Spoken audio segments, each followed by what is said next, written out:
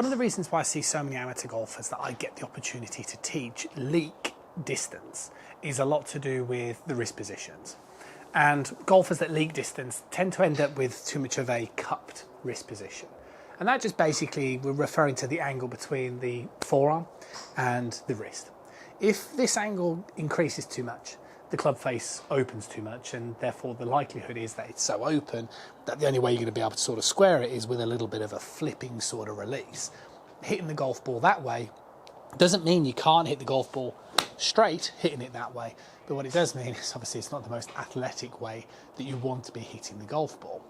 Now, the issue that we sort of have is we know that with professional golfers there's differing wrist positions. So sometimes we do see golfers with still a slight cupping. Not everybody has flexion, and that's where I don't want you to get lost with this.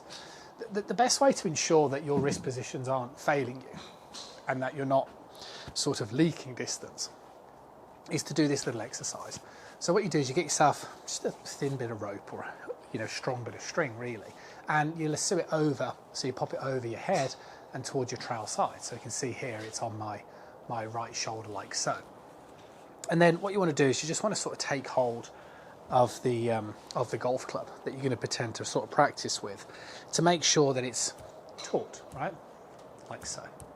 Now what you want to do then is, once you've got hold of the golf club and you can feel that you're in the correct sort of position that you'd want to be in, then you basically just want to, you can remove the club, keep hold of it in the left hand or your lead hand, and then just put your trail hand down. And what we're effectively doing now is we've replaced our lead arm with a bit of rope.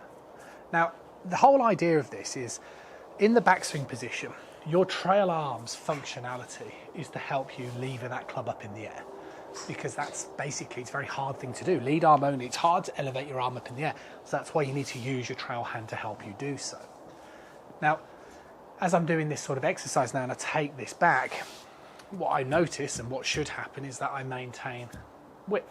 Okay, so I am ensuring that this doesn't get too limp. And that's the problem, you see. So what happens with most amateur golfers is, because they're generally sort of fearful of the narrative of swinging over the top and slicing the golf ball, they tend to saturate their arms in. So the arms weren't really close to the body. And the problem is when your arms weren't really close to your body, because they're this way, your wrist becomes more cupped.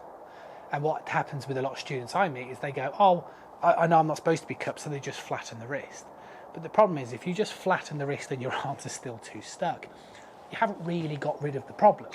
You've just changed the way that it looks. So what I'm basically saying is, yes, if you are somebody whose arms get too stuck to the side of the body, this way, if I dramatise it, so your arms are too close, and then you have to pick that club up, and that's what produces this type of wrist position. If you simply try and flatten that wrist, it's not really going to make a grand bit of difference, as much as it might feel like it looks better. What you really need to be doing in the golf swing is making sure that you are keeping those hands as far away from you as you comfortably can. And what that does is that will ensure that the wrist won't become too cupped. That wrist can only really get that cupped if your hands are too close to your body. If you push them away, you'll start to notice the way that wrist will flatten. And what you'll also find is that it'll be in a more comfortable position. I see lots of amateur golfers that have a strong grip, they try and flatten the wrist, and it just ends up in an absolute mess. So get yourself a bit of string, work on those same sensations, stop leaking effortless distance. See you guys again soon.